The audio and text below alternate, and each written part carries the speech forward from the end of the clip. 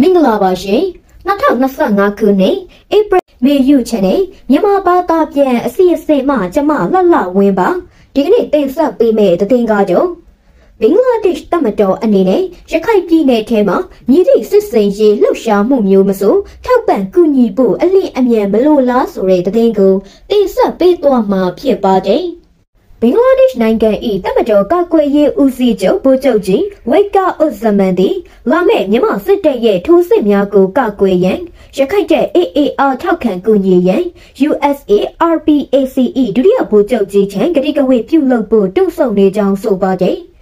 ရခိုင်တပ် AA သည်စစ်တွေအပါအဝင်အဓိကမြို့ကြီး၃ခုတွင်မြန်မာစစ်တပ်အားမောင်းထုတ်ရန်အခက်တွေ့နေပြီးရခိုင်ပြည်နယ်တွင်စစ်စင်ရေးများတိုးချဲ့လှုပ်ဆောင်ကြတွင်အကူအညီသို့မဟုတ်ပူးပေါင်းဆောင်ရွက်မှုတစုံတရာလှုပ်ဆောင်ရန်ဘင်္ဂလားဒေ့ရှ်တမတော်ကတတိထားတိမ်းရှောင်နေပါတယ်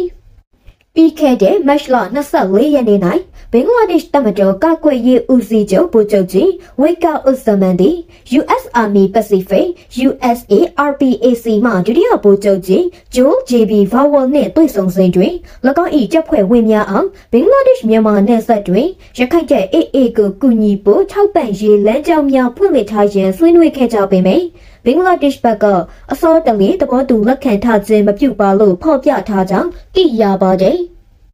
ထို့အပြင်အမေရိကန်ဒုတိယမျိုးသားလုံခြုံရေးအကြံပေး Alice Anwar သည်ဘင်္ဂလားဒေ့ရှ်အကြံပေးအရာရှိချုပ်၏ရိုဟင်ဂျာပြဿနာနှင့်ဦးစားပေးကိစ္စများဆိုင်ရာဘင်္ဂလားဒေ့ရှ်အကြီးအကဲခလီလူရာမန်နှင့်ဧပြီလ2ရက်နေ့ညနေပိုင်းတွင်ဖုန်းဖြင့်စကားပြောဆိုခဲ့ပါသည်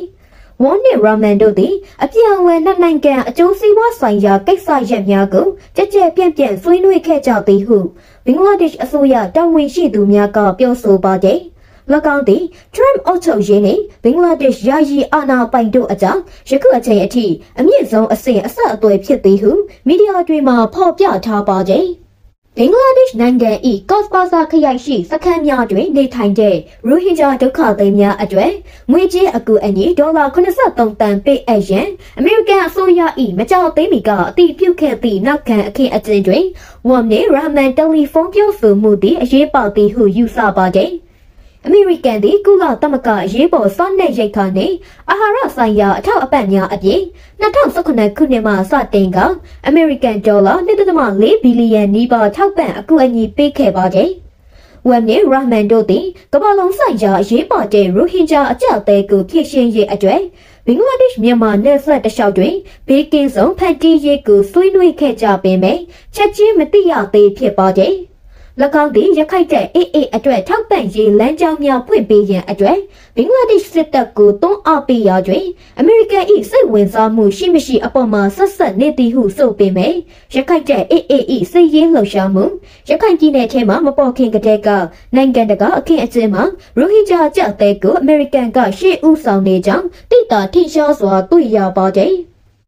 ၎င်း၏ဒါကာခရီးစဉ်အတွင်းဒုတိယဗိုလ်ချုပ်ကြီးဗာဝေါ်သည်ဘင်္ဂလားဒေ့ရှ်တမတော်၏စစ်စင်ရေးညွှန်ကြားရေးမှူးချုပ်ဗိုလ်မှူးချုပ်မိုဟမ္မဒ်အလီမူလ်အမင်အားအကြံပေးအရာရှိချုပ်မိုဟမ္မဒ်ယူနွတ်၏ရုံးအောက်ရှိတမတော်ဌာနခွဲတွင်တွေ့ဆုံခဲ့ပါသည်မြန်မာစစ်တပ်ကဆက်လက်ထိန်းချုပ်ထားရာရခိုင်ပြည်နယ်ရှိကျန်းမြို့၃မြို့ဖြစ်သည့်စစ်တွေကြောက်ဖြူနှင့်မန်းအောင်မြို့တို့ကိုသိမ်းပိုက်နိုင်ရန်ရခိုင်တပ် AA မှထိုးစစ်ဆင်ရန်စီစဉ်နေကြောင်းအခြားတစ်ဖက်မှာအမေရိကန်၏ဒုတိယဗိုလ်ချုပ်ကြီးဗော်ဝေါ်၏ခရီးစဉ်သည်အရေးကြီးသည်ဟုဘင်္ဂလားဒေ့ရှ်ဗျူဟာရေးရာလစ်လာသုံးသပ်သူများကပြောပါသည်ရခိုင်တပ် AA ၏ထိုးစစ်ကြောင့်မြန်မာနိုင်ငံနှင့်နယ်နိမိတ်ချင်းထိစပ်တဲ့ဘင်္ဂလားဒေ့ရှ်ပိုင်နက်နယ်မြေတွေလည်းထိခိုက်မည်ဖြစ်ပါသည်အကယ်၍များစစ်အစိုးရအားတိုက်ခိုက်ချေမှုန်းအောင်မြင်လာတဲ့ရခိုင်တပ် AA ကိုထောက်ပံ့ကူညီပြီးမိတ်ဖွဲ့နိုင်မည်ဆိုပါက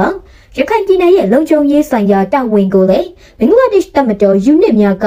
အာမခံနိုင်မည်ဖြစ်ပါသည်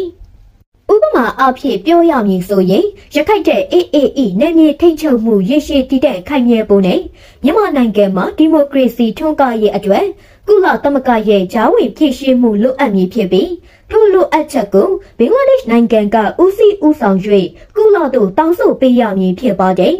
ဘင်္ဂလားဒေ့ရှ်ကလည်းမစီမဆိုင်ဝင်ပါလာမျိုးမဟုတ်ပဲအဓိကအကြောင်းအရင်းတွေရှိပြီးကမ္ဘာရေးရာမှာဖြည့်ရှင်းရန်ရှိနေတဲ့ရိုဟင်ဂျာဒုက္ခသည်အကြက်အသေးရှိနေပြန်တော့ဘင်္ဂလားဒေ့ရှ်နိုင်ငံဝင်ပါလာရန်အကြောင်းဖြစ်လာပါသည်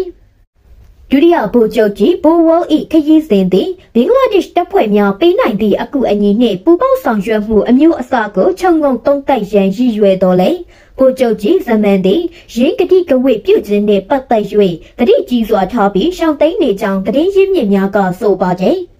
စကိုင်းမကွေးရှမ်းကချင်ရခိုင်နှင့်ကရင်ဒေသတွေမှာအ ਨੇ ဆုံး၄ချောင်းတိုက်ခိုက်မှု22ကြိမ်အပါအဝင်အမြောက်နဲ့ပစ်ခတ်မှုတွေပြုလုပ်ခဲ့ပြီးပြီးခဲ့တဲ့ရက်ပိုင်းအတွင်းမြန်မာစစ်အစိုးရတပ်ဖွဲ့တွေကစစ်ရေးအရာလှုပ်ရှားမှုပြင်းထန်လာခဲ့တယ်လို့သတင်းတွေထွက်ပေါ်နေပါတယ်။မတ်လ31ရက်ကလည်းရခိုင်တဲ့AAထိန်းချုပ်မှုအောက်ရှိမြောက်ဦးမြို့ကိုစစ်အစိုးရကတိုက်လေရင်တစ်စင်းမှဘုံကျဲချခဲ့သည်ဟုသတင်းများကဆိုပါတယ်။ထို့အပြင်ရခိုင်ပြည်နယ်ကြောက်ဖြူမြို့နယ်ရှိကျေးရွာတရာကိုလည်းတမတော်ရေးတပ်မှအမြောက်တွေနဲ့ပစ်ခတ်ခဲ့လို့ထိမှန်ခဲ့ကြောင်းသိရပါတယ်။မတ်လ30ရက်အစောပိုင်းကကြောက်ဖြူမြို့နယ်ရှိတခြားရွာတရွာကိုလည်းစစ်အစိုးရ၏လေယာဉ်များကဘုံကျဲတိုက်ခိုက်ခဲ့ကြောင်းသိရပါတယ်။ချန်တန်နန်တီရေးသားတဲ့စောင်းပါကြောင့်ဝူဝါဖြစ်နေတဲ့သူတွေအားအထအကူဖြစ်စေရန်ရှင်းပြထားပါတယ်။